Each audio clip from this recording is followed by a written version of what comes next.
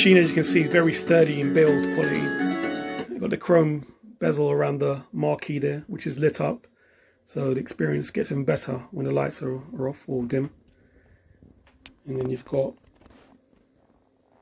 T-molding, nice yellow illuminant, Ferrari branded wheel, and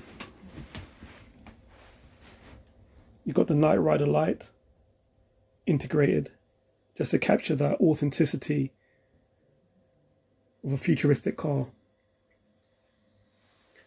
Obviously you've got the wheel, 2-speaker sound capabilities,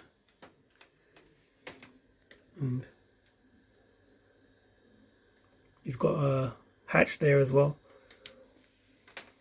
for your game accessibilities, top loader.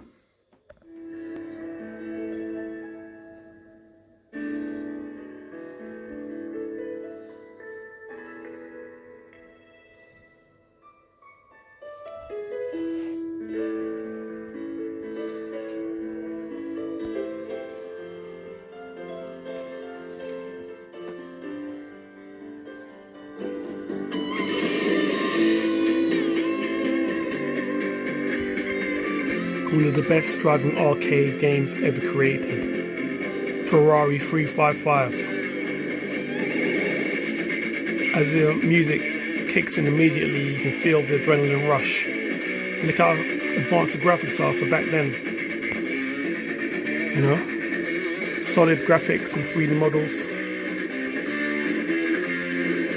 And this was played on a free-screen arcade, in which you would have found like places like Sega World and Trocadero, London, and so forth. Amazing Naomi physics and great correspondence between wheel and car.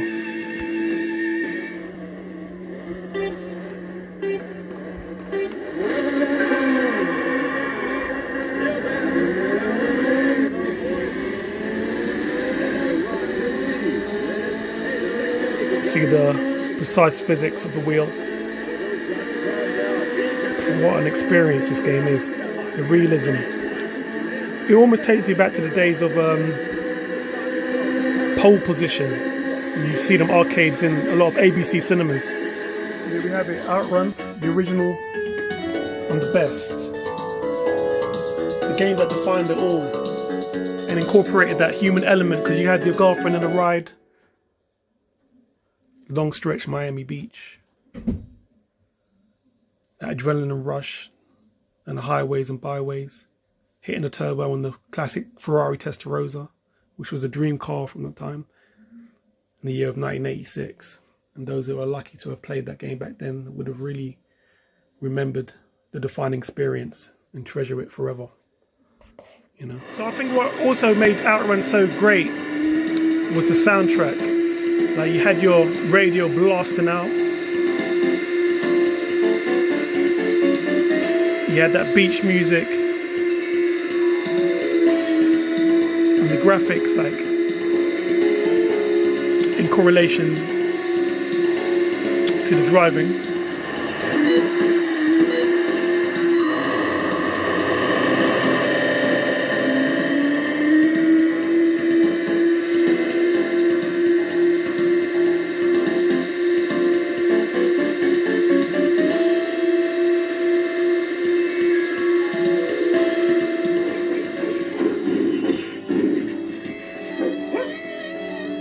Virtua Fighter 3. Water Arcade. This cemented 3D in an advanced sense in fighting games, as it was one of the first fighters to present that realism.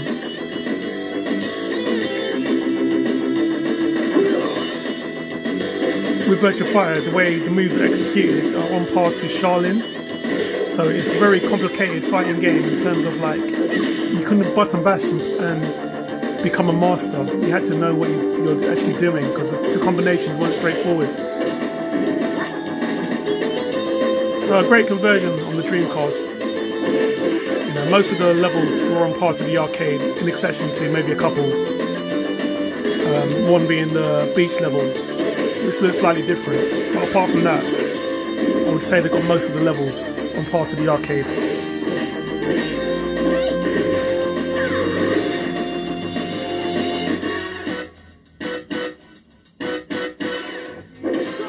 This is the stage where they got absolutely on point.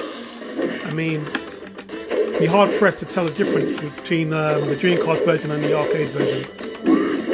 Just on par. And this is, like I said before, to own one of these arcades back in them days would have cost you thousands and thousands. So that's the worth of and the value of the Dreamcast, and that's the difference between the Dreamcast and how it differentiates from the likes of Neo Geo, which actually costed £200 per cartridge, because that GD-ROM disc just decreased the cost massively, and just you were enabled to have a whole library of the whole Sega arcade in your room. That's why the Dreamcast, I think, still holds its worth today, and so many people still play it and produce for it. Actually, looking at it now, the beach level looks quite good on the Dreamcast. It wasn't as bad as I initially thought it was. Still doesn't look the same, but for a home version, this was all you could dream for, really. Like, having Virtua Fighter 3 in the home, it was just unimaginable at the time. To finally get it, it was a dream come true. Like, me saying this now probably doesn't mean a lot to people, but if you was back in the days and you first played this game when it came out, you would know what I'm saying. Oh, what a stage. What a stage. Just to find how advanced the graphics were. And it means so much still playing this today, as it just proves that for a game to be enjoyable, it doesn't have to be complicated, you know. And Virtua Fighter actually introduced the expansiveness of levels as well, the way they went on for quite a long distance, you know, in terms of length, in size of the stage. Here we go. Now this is a game that turned up many heads in the days and lasted so long in the arcades, they just couldn't take it out. You know? Look at the vibrancy. This game destroyed Ridge Racer. You know? Although Ridge Racer was fun, it couldn't compare to this. This is a more solid state. Endurance race. Like, you just have multiple cabinets in a row. People just facing off each other in battles and so forth. The infamous rolling start.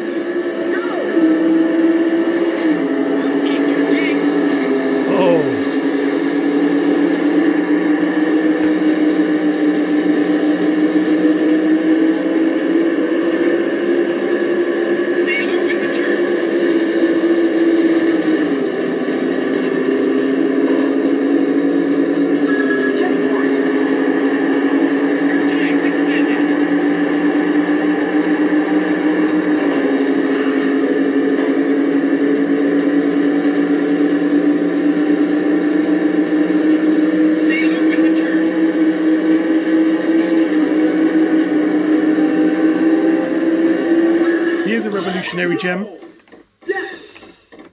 This game is the first truly realised 3D interactive fighting game. And this was also an arcade game. Existed in Trocadero, Sega World and many arcades in Japan. Probably more popular on the home Dreamcast in this country, UK. But at the same time,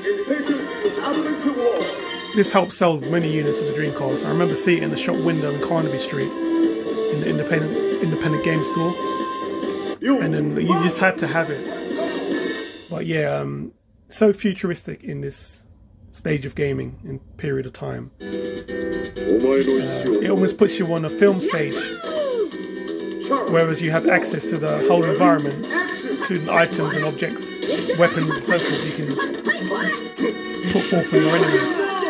And the aim is to collect the power stones, the 3 power stones first, before your opponent does. And once you power up, you become so powerful You're virtually indestructible. So the idea was just fresh. Look at some independent Dreamcast games, some of the newer titles that came out. You have Stormwind, Far Striker, Ghost Blade,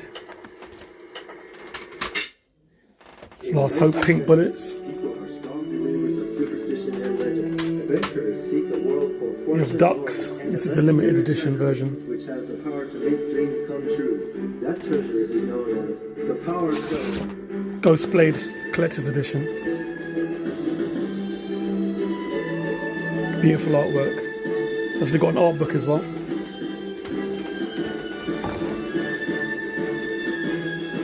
Neo.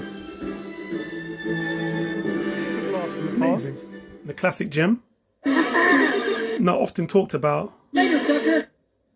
But this conversion is actually brilliant, you know, and I mean, this game was revolutionary. The way the road dipped and the elevation of the tracks gave you that great sense of thrill, like a kind of a roller coaster combined into a race. Power Drifter was a unique experience from Sega, and one that's not really been surpassed. Like, you wonder why they don't be more imaginative in today's gaming along the lines of something like this. Number 1. 3, 2, 1, go! The sprites are very nice as well. Big, clear, concise. No, that wasn't a great start, but that's what I like with the way the tracks are raised. But that just feels so stunning. And the tracks are not too long as well, which makes it more of a fun experience when you don't get bored, or it doesn't get tedious. You know? It's very hard for me to play this with one hand, but just to give you a gist of how great this game is. Somewhat underrated to many, but should never be ignored. See if I can make it through. The commentator is quite bright and gives you that kind of encouragement to finish the race as well. So yeah, Stormwind. What a beautiful independent title. You've got lovely, vibrant colours, clear, concise visuals, and the bullet hell.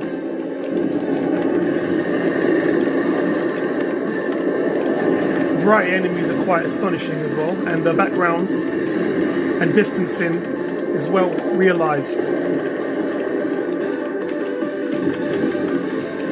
Good soundtrack as well, and great thing about this as a shmup is that it's actually full screen opposed to part of the screen cut off.